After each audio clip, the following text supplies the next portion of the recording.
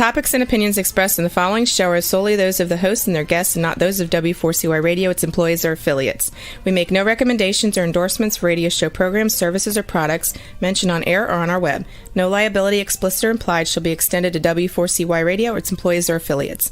Any questions or comments should be directed to those show hosts. Thank you for choosing W4CY Radio. Welcome to Entrepreneurs Ascending, where we believe in a better life through better business. Here, we help you aspire to greatness, achieve your goals, and ascend to new heights. Whether you're starting, scaling, or exiting, we're here to empower you with inspiring stories, enlightening discussions, and transformative resources to help you accelerate your success. Now, it's time for Entrepreneurs Ascending. Welcome to Entrepreneurs Ascending. Matt Barbie here, your host. And this is your time. And as you know, we do this live so that you can actually even ask us questions. So please feel free to ask us questions along the way. We want to make sure that this is as effective as possible for you today, as powerful as possibly for today. But we're going to get into some of the basics around Google Ads. You know, what does it take to get started in that? And as a business owner, what do you need to know? Because there is a wealth of information that you can pull from Google Ads, and there are all sorts of different opinions about what's important. So we're going to have a couple of experts with us today. We're going to have Brad Cohen and Brady Tibbits here with us today. And Brad has been in the digital media SaaS industries for 18 years. Brad's been part of 2 companies that went public in the space and led sales as well as fulfillment teams his entire career. Brad launched a luxury leasing firm in Chicago, combining his experience in digital lead gen with his passion for real estate. As he held a license for 17 years, connecting potential tenants with managed towers at Chicago, managed by PPM Related and Greystar, etc. His platform became a lead system, creating over 100 inbound leads daily from the most popular aggregator sites like Zillow, Radpad, Zumper, etc. Brad sold the company 7 years ago and continued his journey in the digital space. 4 years ago, he partnered with Brady to become a fulfillment company focusing on performance marketing from Google, Bing, to Meta and LinkedIn. And Brady started his career 8 years ago in digital media and software, self-educating on strategic performance tactics for performance marketing. Brady started his career in SaaS and transitioned to digital media exclusively to partner with Brad, building a very strategic fulfillment channel to individual businesses and agency partners. He now runs over $15 million annually of digital marketing. So without further ado, we should be able to bring him on. Hey, Matt. Right. Hey, great to have you, Brad and Brady. How you guys doing today? Great. How are you? I'm doing great, especially now that we've got all of our technology kinks and everything worked out and we're here together. Let's do this. Absolutely. Well, first of all, before we get into the Google Ads, people struggle with a lot of different things as a business. And my tablet is talking to me somehow. For some reason, it thought that I said, "Welcome to the world of technology." Yep. So, which is odd because like it never actually talks to me. Like I don't know. It's just, of course, the time that I'm live on the air. Oh well. So always. All right. Well, I would love to know a little bit more about your entrepreneurial journey because not only are we here to answer these questions about Google Ads, but people want to know like what you went through and kind of those stages along the way, because entrepreneurship going from startup to exiting, which we might have to have you on another time just to share your story about exiting a company and selling it. But there's a lot of steps in that roller coaster ride there, right? So So Brad, kind of in your own words, like just what was most what first got you into entrepreneurship? I mean, listen, I've always had the desire, I think like a lot of people, probably people listening in, that, you have a vision and kind of have a dream and you want to execute and you want to just build something special. And, I've been fortunate enough to be brought into a couple companies that on a much larger scale, obviously, were able to exit, which was incredible, but it just fueled, I guess, my desire to keep pushing as hard as humanly possible and launch other endeavors that, combined, I guess, just what I do well. I mean, I think everybody's got their skill sets and you stay in your lane and you execute and you can relatively do it well. If you know the space and you know the industries you're in. And I've always had a passion for it. So, as you said, with the luxury leasing side of the business, built one of the largest luxury leasing companies in Chicago that I looked at it not like we were a leasing firm. That was the output, but we were a tech firm. That's all we were. We were a lead gen firm. And it's I guess very similar to what we're talking about today, just understanding the digital space and how to drive leads and how to drive performance, and something I've always been interested in, and decided to stay in this industry because I know quite a few agencies and there was a gap, and it fueled me to say, wow, another gap that can be filled. There's a lot of agencies that need help. There's a lot of brands and small businesses that are struggling immensely with this technology. And I don't expect anybody to be a pro at it. That's not in the space, right? I'm not a lawyer. Lawyers do that. I'm not an accountant. Accountants do that. We're not contractors. Contractors know what they're doing in their realm. So, we stayed in our lane again and built a fulfillment channel to really just help businesses, drive leads and understand what they need to do, understand what's possible. And for me, it's always been exciting. So we kind of stepped on the gas, and it put us where we're at today, running some amazing brands and amazing small businesses and working with some of the best agencies out there. Awesome. Well, thank you. Thank you. And Brady, what about you? Yeah, so actually, it's pretty funny. Brad actually took me under his wing right out of college. I got my master's degree. And then he kind of showed me the way of the entrepreneurial spirit with I was an outside sales rep. So you control your day. You don't have anybody really looking over your shoulder, and you've got to hold yourself accountable. And I think from like an entrepreneur perspective, me starting my career in sales was the best thing I could possibly do, because that taught me so many different things, obviously digitally and learning the platforms and stuff, but taught me how to communicate, how to meet with clients, how to push numbers, push myself. And that was a huge thing from the get-go, I guess 8 years ago now. And we've kind of transitioned that into our fulfillment that we're running here for agencies and brands. And that's been a huge thing for us. So yeah, like Brad, he's totally taken me under his wing the first couple of years and showed me how, he was successful launching businesses and agencies and things like that. And and now we're doing it together. So being a salesperson kind of showed you, I mean, first of all, of course, maybe how to close a deal. That probably helped. But also that that's important as an entrepreneur to know how to close a deal, right? And but you're saying kind of that almost that self-discipline maybe was part of that too, just being able to push yourself, as you said, right?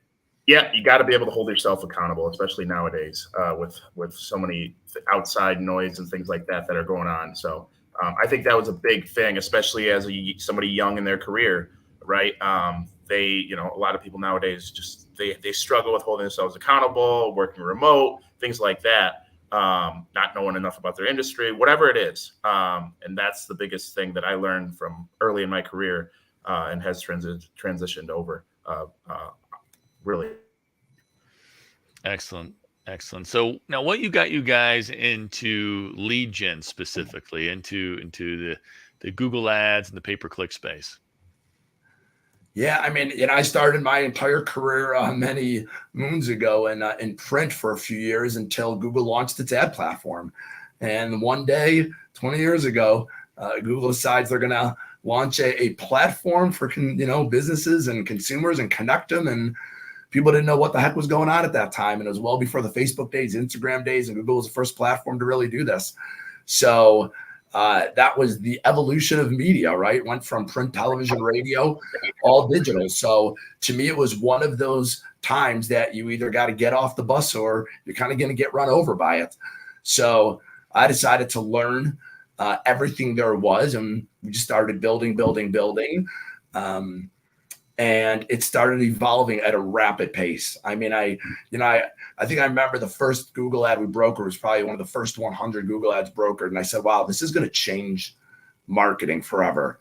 And you would have never really thought, fast forward 20 years, exactly how much it was going to change it.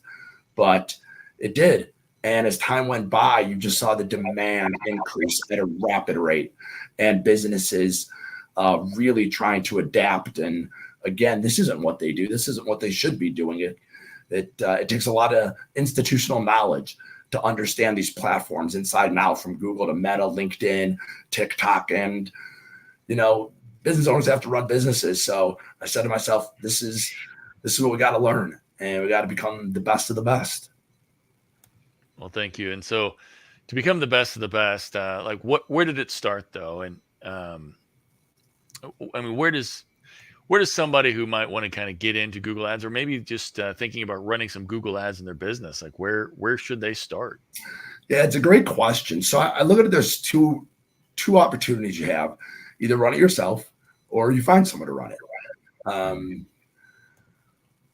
If you don't have the time and knowledge to run it yourself, you should always hire pros, regardless who they are, obviously. Somebody locally, somebody not locally, regardless, just somebody you believe in and has experience. To run it on your own, to answer your question specifically, there's a lot of platforms out there. Listen, Google offers up a lot of content, and you could just literally Google ads and literally read from their platform. You could watch videos. You want to really start learning the basics.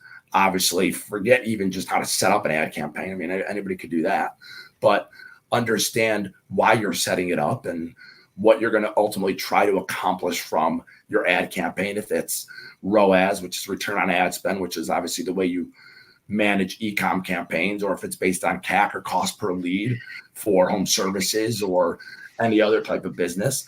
And then learning really to, how to optimize it. So self-teaching with a lot of, I think, of watching videos and reading as much as you can about how the Google space works, what different platforms they offer. So Googling, what are Google ads? What is Google local service ads? YouTube ads through Google, smart ads. So remember that Google consistently evolves, right? They change their platform at a rapid pace. So for someone, to think about what to do first, that would be my recommendation. And then once you feel comfortable enough with your knowledge to say, I think I can just launch a program, then you want to keep your eyes on it. You want to be in that, that campaign every couple of days. You want to be able to look at the data. You want to know what you're looking at and understand the levers to pull. So it's just a lot of, I think, a lot of research if you want to do it on your own. Yeah. I think that that's a great insight. There's a lot to do. And we actually had a listener, Misty, asked, how useful are Google ads for small business? Hello, Misty. Great question. They are, in my personal opinion, incredibly useful. And I don't know a better marketing model. I say that for this reason. Remember, Google is a supply and demand platform. That's the biggest thing to keep in mind. Radio, television, print, none of that supply and demand. That is being creative, putting out an ad to somebody who's never asked for it and hoping they see it and hoping that they're interested. Google is supply and demand, just like the market. So from a demand perspective, to answer a question, as a small business, let's say that business is a roofing company, for argument's sake, out of New York. There's a certain number of keywords that you can use to try to get people interested, right? So you're going to get that whole list of roofing terms. Well, those roofing terms have a demand, and that is the number of people that click on a daily basis to any of those terms. That's the demand. The supply is a polar opposite. The supply is all the competitors that are bidding on the ads and how much they're willing to bid. Google doesn't set the price of an ad. I don't set the price of an ad. Your competitors do. So that is a mathematical equation. And you multiply your cost of a click and the number of available clicks, and you divide it by a few percent, because an average click rate is going to be 1.5 to 2.5-ish. And that's going to be a budget. So the reason this sort of answers that question is, if you want to be in front of people that are searching for you, you are in front of people that are searching, and the demand will tell you how much you could spend. The demand's going to tell you what they're really searching. And it's gold to me, because these are consumers that are actually proactively searching out a business by triggering search queries from their desktop, from their mobile devices. They're the ones that are dictating how much demand there is for you. So if a small business decides not to do it, all they're really saying to themselves is, I want to be invisible 100% of the time when somebody's searching for me. And it's a dangerous thing to be. Yeah. Brad, you bring up an interesting point with the supply and demand and being right where the eyes are. Yeah, thank you, Misty. There is definitely a lot to learn in this. One of the things that the 3Ms of marketing was at Dan Kennedy, Market Message Media. And one of the things I always tell my clients is you want to be where the eyes and the ears are of your clients. And if they're right there in front of the computer, tapping in the search, and they have a need now, there's a reason why they're doing that search, and you're not there, to your point. Like you're kind of invisible because you're not where their eyes are you? That's good. They're the ones dictating it, so you might as well be there. Now, I know a lot of people struggle, though, like small businesses. They kind of throw the baby out with the bathwater because they say, well, I tried to run some ads, and Google says it's really easy. So I should just be able to go in there and set a budget, and then they're going to give me some recommendations, and I should see something coming. But they don't get that ROAS, that return on ad spend. Yeah. So why does that happen, you think? I have no idea. No, I'm joking. So there's a specific reason it happens. So you got to remember, all Google recommendations are generally recommendations shot out to any campaign. It's the same recommendations. Google wants to see people spend money. Spending money is not the only answer. It's not the holy grail of performance by any means. So they do try to make it seem a lot easier than it is. The reason that doesn't pan out that way is because they don't know the goal of your campaign. They don't know your AVO. They don't know your average value of an order, right? Or how much your client is worth, or what your personal conversion rates are as a business. So they really have no idea what recommendations to even make.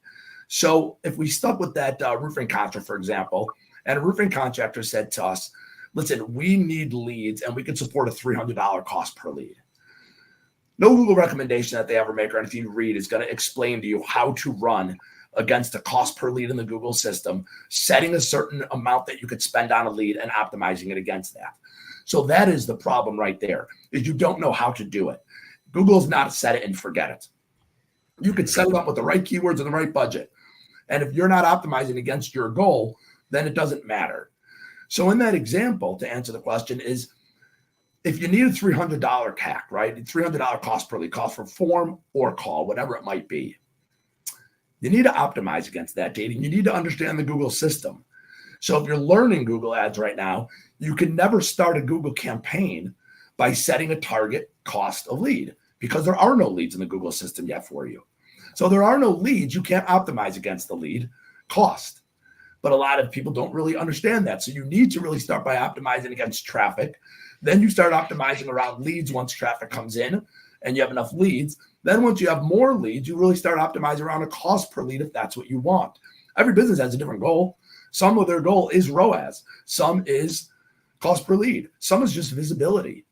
Nothing you really read, unless you go very deep in your education, is going to really break down all those components and teach you what you need to do and what levers, because they don't know what levers you're trying to pull to make the output happen, whatever that output you need is. That's the challenge right there.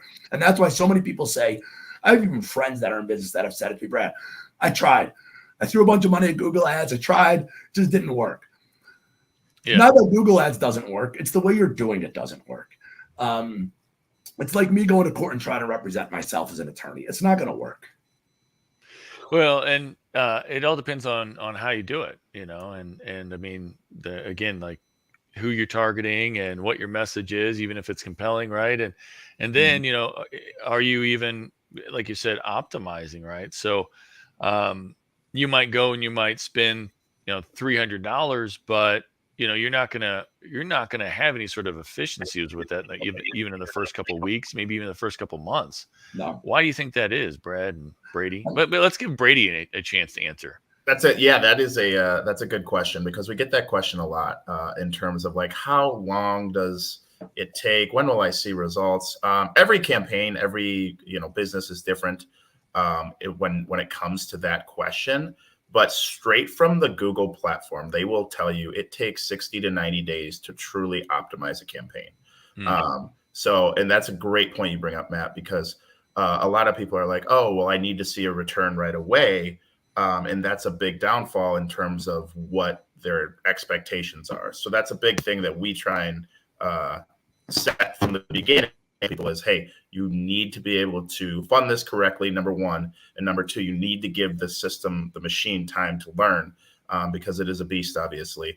And if you don't have that 90-day window to be able to fund this correctly, then you should please take yourself out to a steak dinner, because it's not going to work. So that's a great question. No, and that's a great point. And Misty, I'm just curious, since you're out there listening, hopefully you're still listening. What kind of business do you have, or are you thinking about getting into a kind of business? I'd love to know more. Maybe we can cater some of the answers for you, since you're actively engaged and involved. So we appreciate that.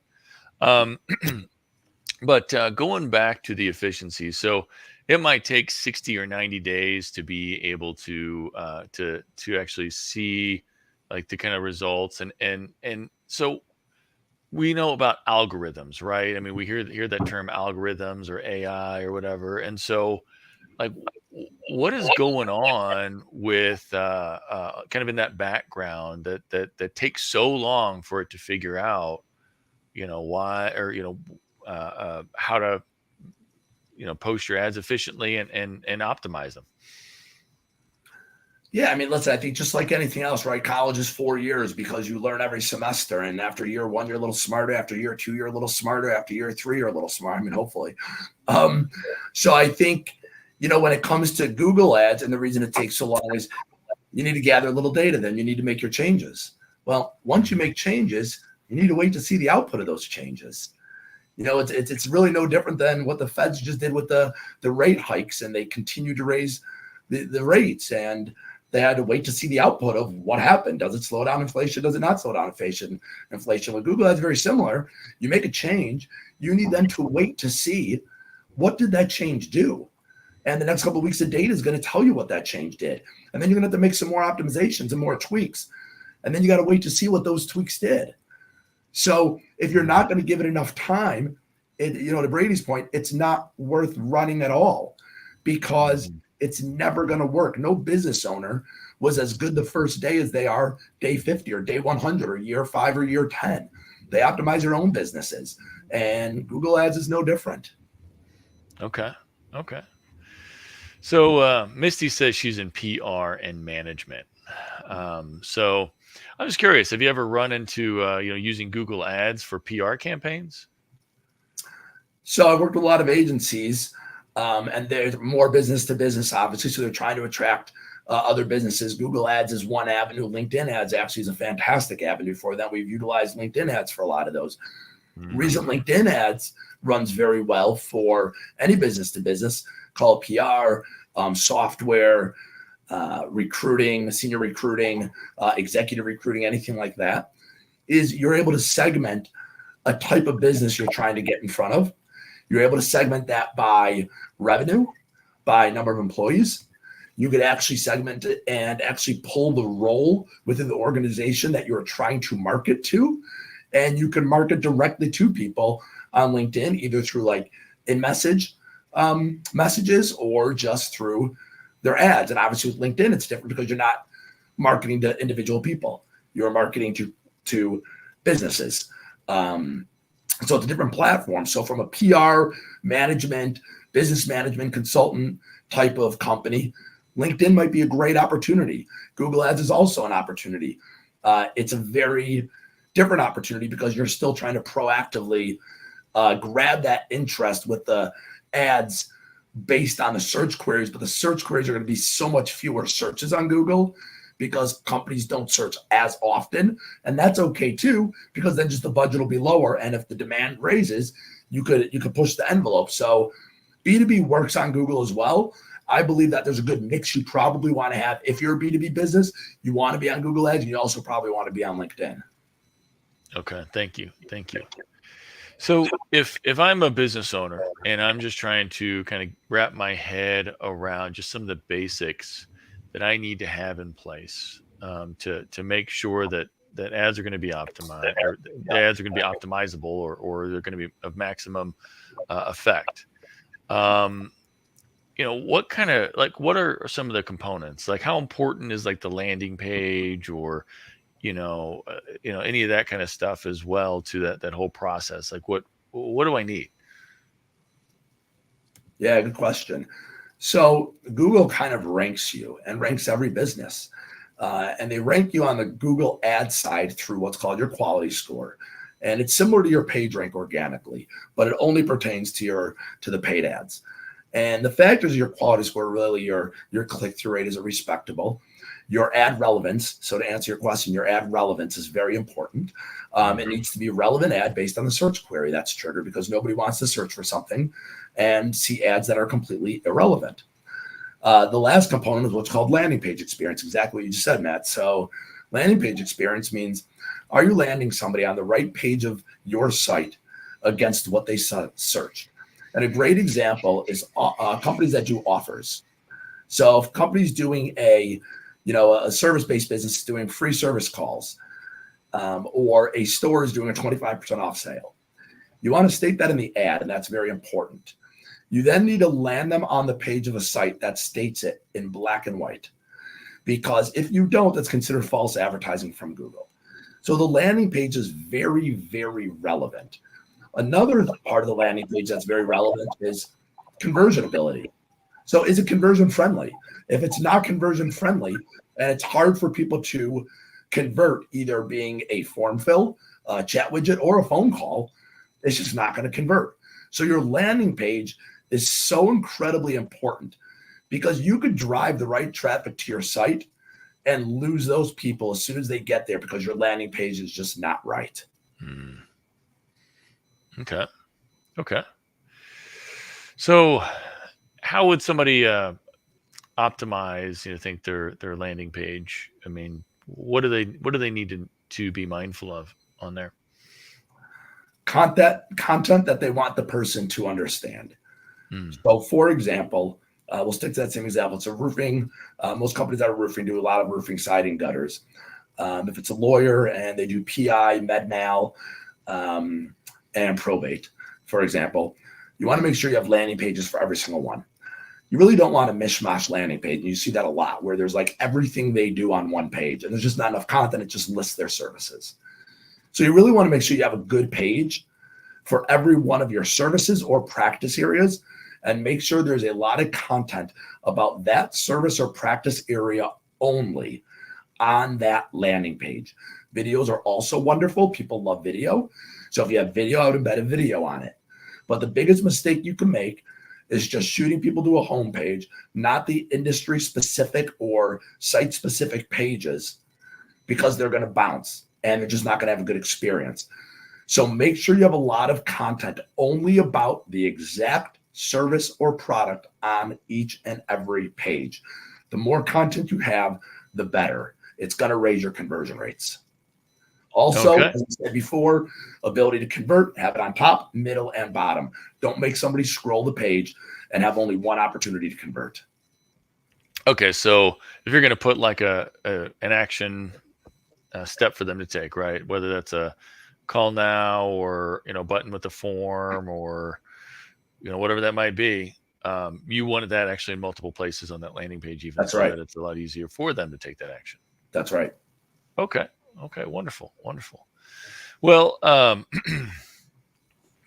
know we've only got some limited time today here, so I think we might have to come back another time and dig in a little bit deeper on Google Ads and really maybe even some ways that business owners can assess success for whenever they're working maybe with like a marketing company, such as yourselves. How do they know things are working? So I think that might be another great time for us to get together. But I really appreciate your time today. How would people get to know you or get to reach out to you if they needed some help? Yep. So Brady. Yeah, so it's easiest usually just through our emails. So because we are just we're two freelancers that combined here. So that we've been doing this for years. So we'll go ahead and if we could put our emails in a follow up. Or I don't know what's the best for that, Matt. But first. Well, I mean, typically where I get. Say your. Yeah. Oh, sorry. Just go ahead and just say your emails right now. Yeah, Brady Tibbits at gmail.com is usually the easiest one. Just my first last name at gmail.com, and that'll forward to me and Brad, and we'll get in touch. Excellent. All right. Well, thank you all so much for your time today. I really appreciate it. And thank you, the audience, and especially Misty. Really, really appreciate you being engaged and asking some great questions here today. And hopefully we'll see you again and see you all again. Thanks. Thanks, everybody. Thanks, y'all. Thank you for being with us today. But now is the time to put what we talked about into practice. Remember, your family, employees, and community are depending on you to rise up and win. The great news is you're not alone. You're part of a resurgence of entrepreneurs who are ready to take their business, life, and impact to the next level, and we're going to do it together. This show is powered by Time for Success, where we help business owners every day who want more freedom and wealth while building a legacy of positive impact. Please follow Time for Success on LinkedIn, Facebook, and YouTube for more helpful strategies and tools for creating the business and life of your dreams.